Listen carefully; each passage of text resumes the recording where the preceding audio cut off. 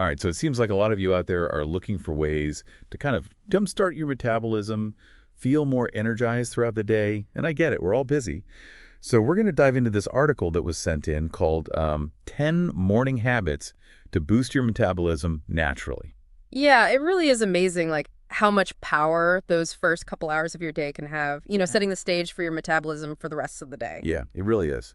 Okay, so like one thing I do every morning, I drink water. And this article mentions drinking like a lot of water.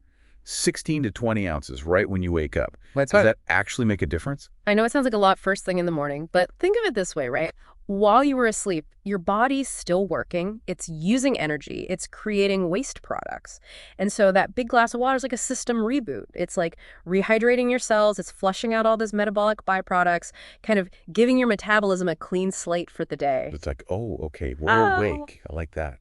Exactly. Yeah. And studies have actually shown that this can increase your resting metabolic rate, which is, the number of calories you burn at rest. Wow. By a significant margin, potentially even up to 30%, which is, That's huge. It's huge just from drinking water. So simple. And this article also talks a lot about getting protein in early, like that protein-rich breakfast. Absolutely. And it's not just about the protein, but it's like when you have it. That first hour after you wake up is prime time to have protein because it jumpstarts muscle protein synthesis, which is like that process of building and repairing your muscles.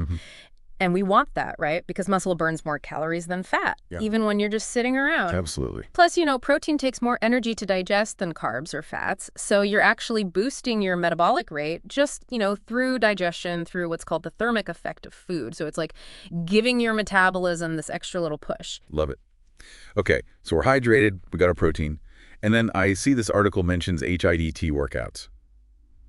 Now, those always kind of like intimidate me a little bit. Yeah, they can be intense, high-intensity interval training, but boy, are they effective. Even just a short burst of HIIT in the morning can elevate your metabolism for hours afterwards. And that's because of something called excess post-exercise oxygen consumption. It's a mouthful. Yeah, it is. EPISE for short.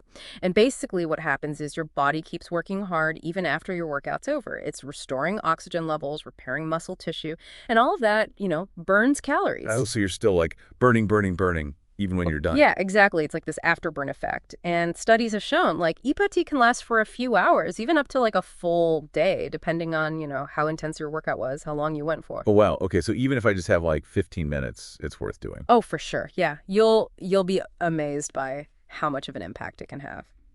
Now, this next one, you might find this a little surprising. Cold exposure. Like cold showers. I don't know about that. It doesn't have to be that extreme. It could just be like a quick blast of cold water at the end of your shower, or even just like a brisk walk outside when it's cool, Okay. That kind of cold exposure activates this special type of fat called brown fat. And brown fat's different than like the white fat that we usually think about. Brown fat's packed with mitochondria. Those are the powerhouses of the cells. And their job is to generate heat. And when they do that, they burn calories like crazy. Oh, okay. So I can literally like turn my body into a calorie burning furnace. Yeah. Just by getting a little chilly. You got it. I kind of like that. Okay, so moving on to breakfast. This article calls for a balanced breakfast bonanza. Yeah. It really is. It's not just about eating breakfast, but it's about having the right foods to nourish your body, to like really support your metabolism. What does that look like? So we're talking about like lean protein, complex carbohydrates, healthy fats. Think about like veggie omelet with some whole grain toast, or maybe Greek yogurt with berries and some nuts sprinkled on top. That kind of combination, it gives you sustained energy, it helps stabilize your blood sugar, and it keeps you feeling full and satisfied, so you're not reaching for those unhealthy snacks later on. Right, and like avoiding those sugary cereals and those pastries and things, that's important too. Exactly, yeah, those can lead to energy crashes and actually slow down your metabolism. Yeah. So not what we want. Not at all. And this article talks a lot about like moving throughout the morning too, not just like hitting the gym, but just like incorporating movement into your day. Yeah, exactly. And that's where NEAT comes in, non-exercise activity thermogenesis. Catchy. I like it. Yeah, right. So all those little movements throughout your day, like, walking to the bus stop, taking the stairs instead of the elevator, even just fidgeting at your desk, all of that adds up. And Increasing your NEAT can really contribute to like how many calories you burn throughout the day. Keeps your metabolism going. Yeah, like it all matters. It's Yes, amazing. all matters. Okay, now I have to ask about coffee. This article mentions coffee as a metabolism booster. I mean, what's the deal with that? Well, coffee, and especially like green tea, black coffee, or this specific brand actually called Java Burn coffee, Oh, interesting. they all have compounds that can really benefit your metabolism, like caffeine, for instance. Caffeine can increase your metabolic rate and even enhance fat oxidation. So it's like giving your body a little energy kickstart in the morning. I like the sound of that. Right. And coffee also has a lot of antioxidants, like those polyphenols that we hear so much about. They've been shown to have a really positive impact on metabolic health. So that morning cup of coffee is, like, actually doing me good. You got it. Now, I gotta say, this next one is something I definitely struggle with sometimes. Getting enough sleep. Ugh, yes. Tell me about it. It always feels like there's not enough hours in the day. I hear you. But consistent, quality sleep is so crucial for a healthy metabolism. When you don't get enough sleep, your body starts producing more of the stress hormone cortisol. Oh, no. And that can lead to, like, increased fat storage, especially around your belly. And it can also decrease your insulin sensitivity, which makes it harder for your body to use glucose for energy. Ah, so it's like, even if I'm doing all this other stuff right, if I'm not sleeping... It's not about being perfect, it's about finding that balance that works for you.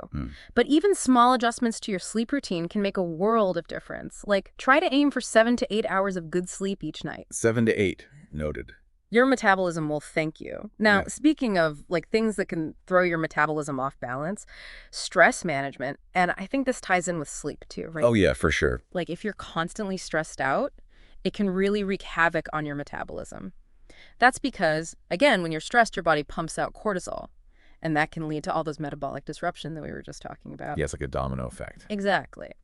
So incorporating some stress-reducing activities into your morning, even if it's just for a few minutes, can make a huge difference. Meditation, deep breathing, gentle stretching, all those things can help lower cortisol levels, start your day off on a calmer, more balanced note. It's like, it's not just what you do, it's how you feel, too. That's a great way to put it. Our mental and emotional states, they have a huge impact on our physical well-being, including our metabolism. I love that. And then finally, this article talks about starting the day with sunlight. Yeah, sunlight's amazing. It's not just about brightening our mood. It actually plays a really important role in regulating our circadian rhythm, which is like our internal body clock that controls all these different processes, including our metabolism. Getting that sunlight in the morning helps to sync up that clock, which can optimize your hormone production, your energy levels, even your sleep quality.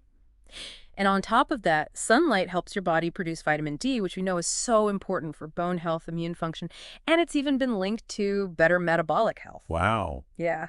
So try to get at least like 15 minutes of sunlight each morning, even if it's just like stepping outside for a few minutes, enjoying your coffee by a sunny window. Perfect. All right, well, I think that about covers it, right? 10 powerful morning habits. We did it. I feel energized just talking about it. Me too. Okay. It's inspiring to see how, like, these small changes can really add up to big results. So the key is just to find what works for you and make it a part of your routine in a way that you can stick with, something you actually enjoy.